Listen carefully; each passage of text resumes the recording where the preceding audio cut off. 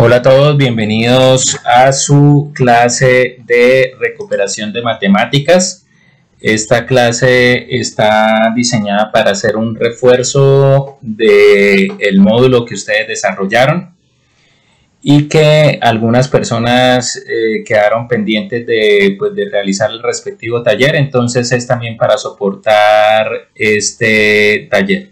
Un cordial saludo de parte de su profesor Jorge Vega en este espacio que vamos a tener para presentar aspectos fundamentales de la matemática, y que quiero que también las personas que incluso ya tienen nota tengan la posibilidad de subir su nota si hacen este respectivo taller. Para esto vamos a tener 15 días calendario para que los que quieran pues subir su nota lo puedan hacer, y para los que tienen nota pendiente es un requisito para poder generarle nota. Ya saben que esta nota es sobre 4 porque ya pasó la fecha acordada, y pues bueno, este es un tema de recuperación. Gracias. Bueno, vamos a arrancar esta presentación de los aspectos fundamentales que considero se requieren en la vida diaria acerca de las matemáticas. Aquí vemos el caso de una división. Las operaciones matemáticas hechas a mano son una forma como podemos desarrollar destreza mental y como podemos desarrollar pensamiento lógico matemático. Las matemáticas son una ciencia exacta y obedecen a procedimientos que mantienen un comportamiento regular, que a su vez tienen patrones. Es importante entonces entender los patrones. En este ejemplo vemos una división manual de 3 cifras, donde lo que se hace es, como se ubica en la parte de arriba, establecer una similitud de las tablas que nosotros conocemos. Nosotros conocemos las tablas del 1 al 9. Entonces este número 489 está entre el 400 y el 500. Es un número que es cercano al 500. Luego vamos a utilizar la tabla del 5 para solucionar esta división. Entonces arrancamos. ¿Cuántas veces está 5 en 32? Y están 6 veces. Y así se comienza a hacer la división, y de esta forma obtenemos el resultado, como si fuera una división de una sola cifra utilizando las tablas del 1 al 9. Aquí tenemos el resultado de la división, y aquí tenemos una comprobación del resultado que obtuvimos añadiendo el residuo que aparece acá, que es 140. Entonces este es un tema de una operación manual que ayuda a desarrollar destreza matemática. En el tema de los fraccionarios, pues también se presenta una oportunidad de desarrollar la destreza mental matemática, la lógica matemática. Entonces tú lo que vas a encontrar siempre son procedimientos para resolver operaciones y problemas matemáticos. Lo importante es que los procedimientos que tú estudies y desarrolles permitan solucionar la mayor cantidad de problemas matemáticos similares.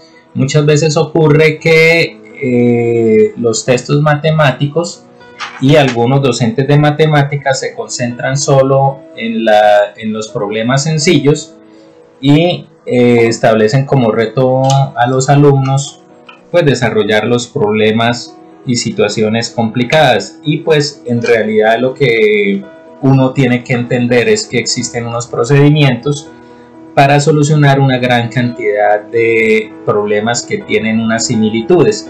En este caso necesitamos solucionar esta operación, que es una suma de fraccionarios con distinto denominador. Esta es una forma general para cualquier ejercicio de ese tipo, donde lo que estoy haciendo es que ubico en fila los denominadores y comienzo a hacer una simplificación comenzando por los factores primos esenciales. Entonces el primer factor primo es 2, entonces aquí habrá unos números que son divisibles por 2, otros no. Por ejemplo, el 9 no es divisible por 2, luego sigue siendo 9 y voy haciendo la operación hasta que al final logro simplificar todos los denominadores. Esto me da este resultado de acá, me da 4 veces el 2 o 4 números 2 y 2 números 3. Entonces lo que hago es multiplicar, hacer la multiplicación respectiva, y ese resultado de esta simplificación se conoce como el mínimo común múltiplo de todos estos números, ¿sí? O el máximo común divisor, creo que es máximo común divisor, es el concepto que se maneja ahí. Entonces se obtiene el denominador común, en este caso 144, y entonces se obtiene como denominador común y se comienza a dividir por cada uno de los denominadores que aparece acá, se multiplica por el número que está arriba y se obtiene la respuesta. Al final llegamos a esta respuesta que aparece en la parte de abajo, 403 sobre 144. Este método es un método que permite solucionar cualquier operación cualquier suma y resta de fraccionarios de distinto denominador, cualquier tipo de esas operaciones.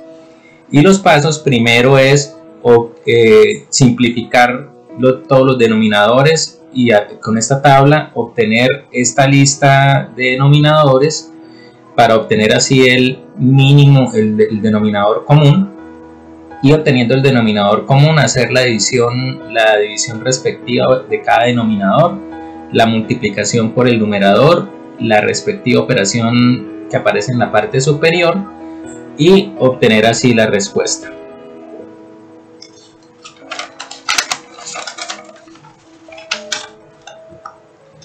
Vamos ahora al cálculo del porcentaje. El cálculo del porcentaje es vital para muchas aplicaciones de la vida diaria. Por ejemplo, si yo monto un negocio, la intención es que dé una utilidad y esta se expresa normalmente en porcentaje del valor total de ventas. Entonces, el concepto de porcentaje es muy importante. El concepto de porcentaje es una regla de 3, donde tengo, por ejemplo, un valor que vale X porcentaje. En este caso, por ejemplo, tengo un valor que vale el 100% y quiero saber cuánto vale un valor que desconozco qué porcentaje tiene, y pues así obtengo el valor del porcentaje. Por fórmula, el valor de porcentaje es un porcentaje parcial es igual al valor parcial sobre el valor total por 100. Es una fórmula general para obtener porcentajes de cualquier situación que lo requiera. Aquí vemos un ejercicio de aplicación. Este es un ejemplo de aplicación donde podemos trabajar los conceptos de porcentaje y fraccionarios, y hemos utilizado un ejemplo de una herencia. Entonces, ¿qué es lo que ocurre en una herencia? En una herencia se reparten los bienes en partes según testamentos y según la ley. Entonces, aquí lo que un abogado hace primero es un inventario de bienes, se revisan testamentos, se revisan los herederos legales, para de esta forma repartir los bienes en las partes y porcentajes que correspondan y que establezca el testamento y la ley. En este caso tenemos a una persona que se llama Juan, que deja un testamento, en un testamento 2 personas, y tiene 5 herederos legítimos y legales. Tiene 6 herederos, 5 hijos y una esposa. Entonces, esta es la situación que vamos a analizar ya matemáticamente. Entonces, matemáticamente, ¿qué es lo que se hace? Primero, se suma el valor de todos los bienes que son normalmente valores estimados. Después entran en lo que se llama los juicios de sucesión, donde se entra a hacer el proceso de venta para obtener finalmente el dinero y obteniendo el dinero, que normalmente lo hacen los abogados, pues se hace el proceso de repartición según corresponda. Entonces aquí lo primero que se hace es sumar el valor de los bienes, se revisa el testamento, se asignan pues las partes que se establezcan por testamento, se mira el tema de ley, los herederos legales, y acorde con los porcentajes que correspondan, se hacen los cálculos. Posterior entonces a que ya hago los cálculos y sé cuánto va a recibir, por ejemplo aquí cada hijo recibe partes iguales que corresponden según este valor a 118.241.500, le queda a cada uno de los 5 hijos, ¿sí? Entonces ahí aparece cuánto recibe cada hijo, cuánto recibe la esposa y cuánto reciben los herederos testamentarios.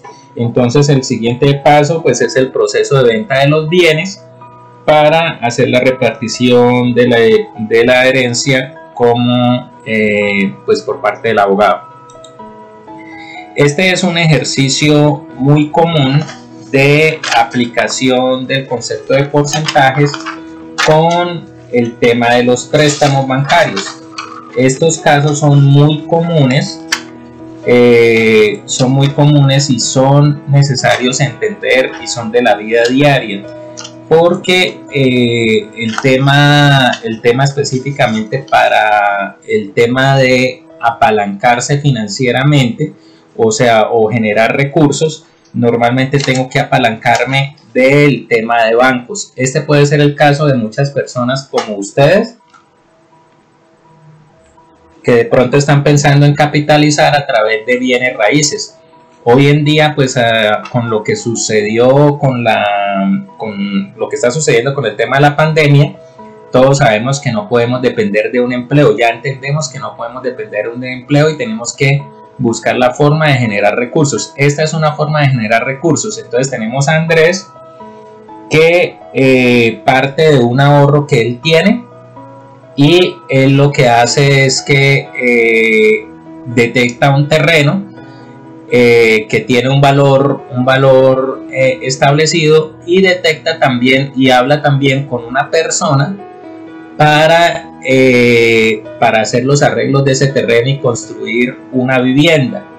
Entonces este proceso que nosotros conocemos en nuestros barrios, aquí en Piedecuesta, muchas personas que lo han hecho y lo están haciendo, permite hacer un proceso de capitalización. Entonces se hace una inversión, parte de la inversión tiene que venir en ahorro y parte de la inversión se le solicita a un banco, y la intención es que cuando ya tenga construido, pues yo pueda hacer un proceso de arrendamiento como el que aparece acá. Se arrienda la casa, donde él va a arrendar la casa, Andrés es el presupuesto, arrendar la casa, y con lo que obtenga del arriendo pues va a pagar la cuota del banco. Entonces ese es como el ejercicio para hacer un proceso de capitalización vía finca raíz. Aquí vemos ya el ejemplo desarrollado. Entonces lo primero es determinar el valor que necesito, ¿sí? O sea, yo tengo que pagar la vivienda, más tengo que pagar la persona que me la va a arreglar, y tengo unos ahorros. Entonces sumo lo que tengo, o sea, lo que necesito menos el ahorro, y eso es lo que tengo que solicitar al banco. Lo segundo, o sea, lo muy importante es contar siempre con un ahorro, ¿no? Eso es muy importante en este tipo de procesos. Seguido, el tema es acudir a un banco con una hipoteca y solicitar una hipoteca para poder obtener el patrimonio. Esto es algo que nosotros tenemos que entender. La forma de apalancarse financieramente definitivamente es a través de los bancos.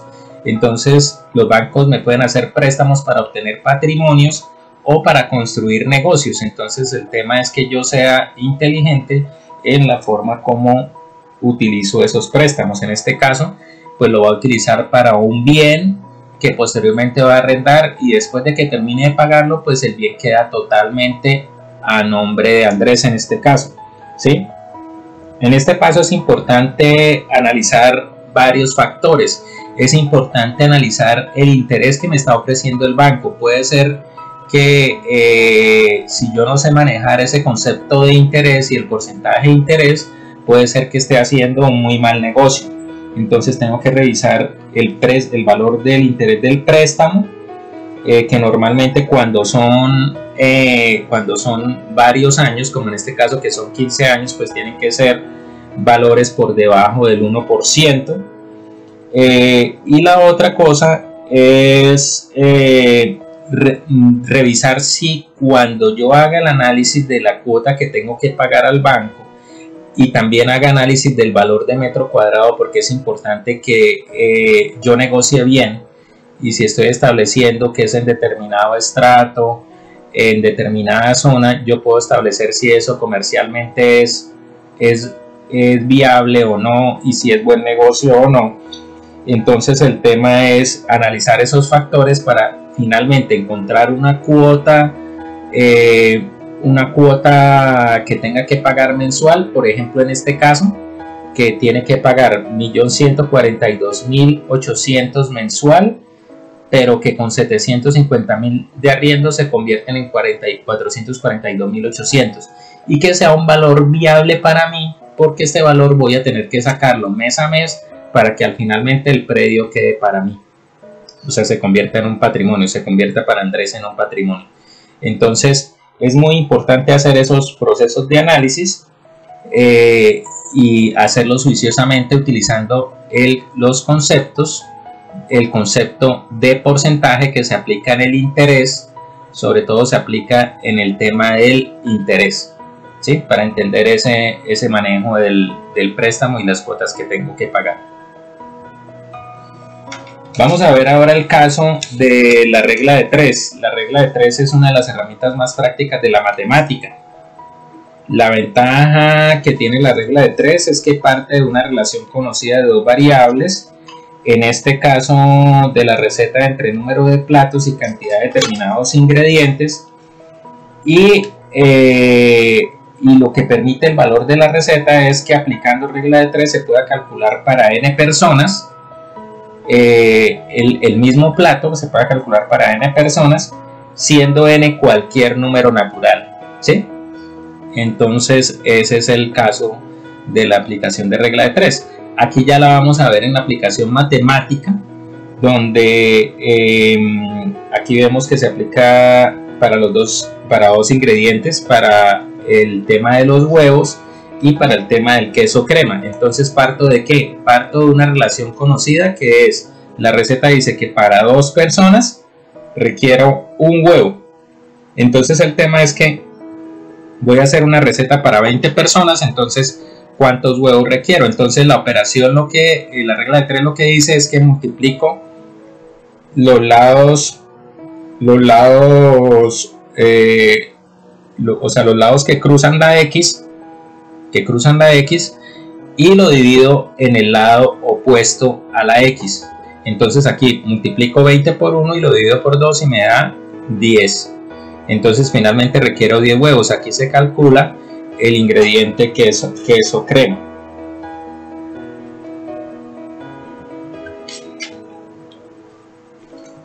En esta gráfica ya vemos otros ingredientes. Aquí está, por ejemplo, el azúcar, el yogur, el azúcar, ¿sí? Y finalmente se obtiene un patrón para cualquier ingrediente. El patrón que se obtiene ya después de hacer varias reglas de 3 de varios ingredientes es que simplemente lo que tengo que hacer es coger el ingrediente para 2 personas y multiplicarlo por 10. Entonces lo multiplico por 10. Entonces aquí lo que cojo es, si yo requiero chocolate 100 gramos, lo multiplico por 10 y me da 1000 gramos, y eso es lo que necesito de chocolate. Y así hago el resto. Entonces aquí está la vainilla, que necesita 5 mililitros para 2 personas, 50 mililitros para 20, y así hago el resto de cálculos. Y es un ejercicio de aplicación de la regla de 3. En mi concepto, la regla de 3 es uno de los factores más importantes y claves dentro de la aplicación matemática a la vida diaria. Vamos a entrar ahora al tema del presupuesto del hogar. El presupuesto del hogar es una aplicación muy útil de la matemática en la vida diaria. Es sabido que la mayoría de conflictos en el hogar son por el factor económico, y hoy en día más que antes, pues debido también a esta pandemia, sabemos que necesitamos hacer un uso adecuado de los recursos financieros y necesitamos creatividad para generar ingresos adicionales. Esto se ha vuelto una necesidad de primera línea. Entonces, el calcular, hacer este ejercicio de presupuesto es una clave para todos ustedes y es una aplicación muy útil de la matemática a su vida diaria. Aquí lo que vemos inicialmente es una clasificación de los ingresos, una clasificación 1 y una clasificación 2, que obedecen a lo siguiente. La clasificación 1 obedece a la orientación y la clasificación 2 obedece a la utilidad. Entonces, según la orientación, tenemos que aquí aparece el arriendo, que la orientación es a vivienda, el gas, que la orientación es a servicios públicos, unas 11 diarias, que la orientación es alimentación, vitamina C, salud, y tarjeta éxito, que es una tarjeta de crédito, que la clasificación es deudas. Aquí aparece en la clasificación 2, según la utilidad, que lo que es vivienda y servicios es algo obligatorio.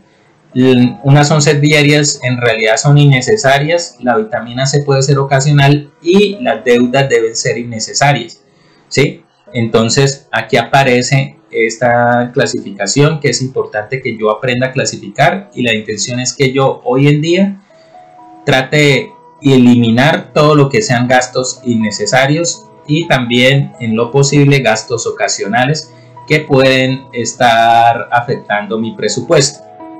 Debajo encontramos valores normales de egresos del hogar para un estrato. Estos son valores que han sido estimados para un estrato 2 y 3, aquí en pie de cuesta, relacionado con una clasificación que se propone en un formato que vamos a analizar a continuación y que es sobre el cual ustedes tienen que hacer el ejercicio, y les propongo, los que tienen que hacer el taller, usar ese formato, y ese formato les va a ser muy útil en la vida. Incluso los que ya tienen nota de matemáticas, les aconsejo hacer este ejercicio, porque esto les va a servir no solo para el tema de adquirir conocimientos matemáticos, sino para la vida diaria.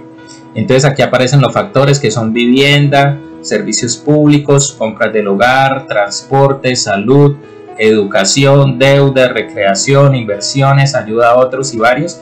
Y ahí aparecen, entonces, por ejemplo, aquí aparecen libros, aquí aparece el gas, aquí aparece el arriendo, aquí aparece la alimentación, ¿sí? Entonces aparecen todos los factores que normalmente influyen en el presupuesto. Es importante que yo establezca una unidad de presupuesto y normalmente una unidad de tiempo, y normalmente pues por las características se maneja mensualmente.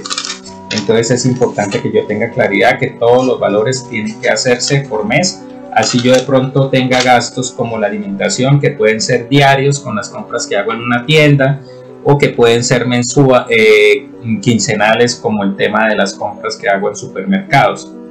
Entonces vamos a ver la primera tabla. En esta tabla se encuentra lo que se conoce como gastos de funcionamiento. Dentro de los gastos de funcionamiento tenemos la vivienda, los servicios públicos, las compras del hogar, el transporte y la salud. Estos son gastos requeridos para funcionamiento de un hogar.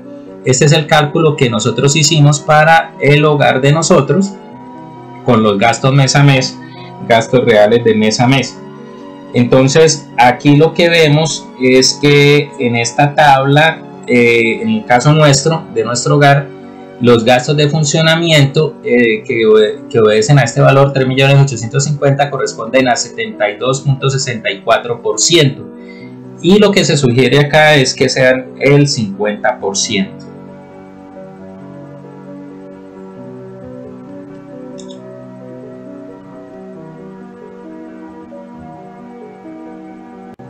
Aquí aparece en esta tabla los gastos relacionados con educación. Es muy importante hoy en día establecer gastos relacionados con la educación, ya que todos debemos contemplar hoy en día el tema de educarnos, porque es la forma como tenemos de progresar y generar más ingresos, ya que el tema de adquirir conocimientos nos debe servir para generar nuevas formas de ingreso a través de la aplicación de ese conocimiento, y por eso es importante educarse con el objetivo de que eso se vea reflejado en un aumento de los ingresos.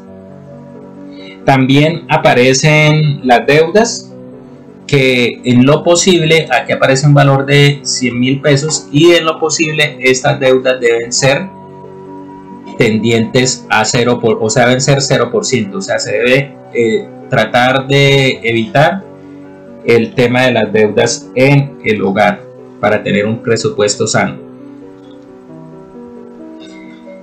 Aquí aparecen tres factores que normalmente no se tienen en cuenta dentro de los presupuestos, pero que obedecen a teorías como las de Robert Kiyosaki y personas prósperas financieramente, que aconsejan que contemplemos los valores que aparecen acá: 30% dividido en recreación, inversiones familiares y ayuda a otros, cada uno en 10%, ¿sí? Como pueden ver, y aparecen finalmente unos gastos varios que no deben superar el 5%, ¿sí? Gastos de imprevistos o gastos que nosotros tenemos adicionales, por ejemplo en nuestro caso las mascotas. Entonces, aquí el tema que aparece, si ustedes observan, es que nuestros tres porcentajes están alejados del 10%. El que puede acercarse un poco es el de ayuda a otros, pero estos de acá arriba, lo que es recreación e inversiones, están muy lejos del 10%. Y pues digamos que esto sucede mucho en la realidad, y la intención es, como decía, que esto pues obedezca a unos patrones para tener prosperidad. Aquí aparece en el cuadro un análisis del presupuesto entre lo real y lo sugerido. Aquí aparece el porcentaje que dio real y aquí aparece el porcentaje que se sugiere, ¿sí? Este es un comparativo de nuestro presupuesto real con el presupuesto sugerido en cuanto a porcentajes. Lo que sucede en la mayoría de familias, como en la nuestra, es que el presupuesto ideal, o el porcentaje que es el ideal, el presupuesto real, perdón, está alejado de ese ideal, o es diferente. Entonces, lo que consiste hacer este análisis de presupuesto es tratar de equilibrarlo para que se cumplan los porcentajes que aparecen aquí. Normalmente la mejor forma de equilibrar presupuestos no es decir, bueno, entonces no vamos a comer durante este mes porque pues tenemos que ajustar el presupuesto. Eso puede ser una opción, pero la mejor forma de ajustar presupuestos, tanto familiares como de empresas, es buscar mayores ingresos.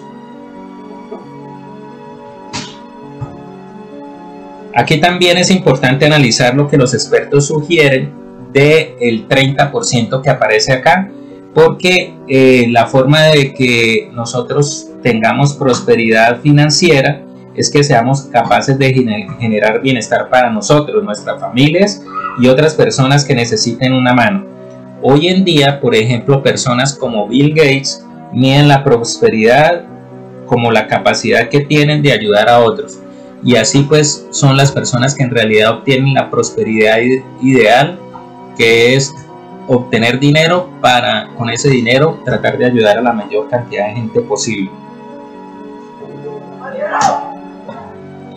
Aquí vemos el comportamiento ideal de los presupuestos familiares, con lo que habíamos dicho: 50% para gastos de funcionamiento, 15% para educación, 30% dividido en recreación, inversiones familiares y ayuda a otros, 5% en gastos varios y 0% en deudas.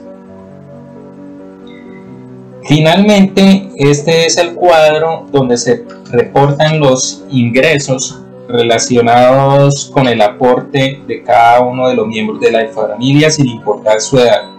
Pues la intención también de hacer este ejercicio es que todos sean conscientes que deben aportar a la generación de ingresos, y entre todos se debe construir un presupuesto sano y tendiente a la prosperidad. Entonces aquí tenemos un caso de un papá, una mamá y dos hijos, donde entre todos van a aportar. Se supone que este puede ser un hijo menor que de todos modos aporta 50.000 pesos. Nosotros hemos hecho este tipo de ejercicios donde hemos buscado que toda la familia conozca este ejercicio del presupuesto y de esta forma todos contribuyan a los ingresos del hogar, y esto hace en realidad hogares prósperos o tendientes a la prosperidad financiera. Aquí aparece el tema del inventario de habilidades, que es muy importante, que es identificar la persona del hogar, identificar qué habilidades se tienen y establecer posibilidades de ingreso, porque sabemos que hoy en día no nos podemos quedar, como habíamos dicho antes, exclusivamente con ingresos dependientes de empleos o únicos ingresos dentro de un hogar. Entonces, por eso el ejercicio del presupuesto es un ejercicio de todos los miembros de la familia. Quiero agradecer a todos la atención prestada a este video. Reiterarles que la intención es que se motiven todos a hacer el taller de matemáticas. Yo voy a estar enviando ese taller en forma personalizada a las personas que les hace falta pues este requisito para tener la nota de matemáticas. Los que quieran hacer el taller, por favor me envían mensaje por el interno de WhatsApp y yo les envío la respectiva información para que lo desarrollen. Quiero motivarlos para que todos lo hagan y de esa forma apliquen los conceptos de matemáticas que en mi consideración los van a ayudar a ustedes a desarrollar la destreza matemática, que hoy en día es fundamental para desempeñarse adecuadamente en la vida diaria. Y sobre todo les aconsejo hacer a todos indistintamente el ejercicio propuesto de presupuesto con el respectivo formato anexo, el presupuesto de sus familias. Es algo que de verdad les aconsejo y les va a ser de mucha utilidad en su vida diaria.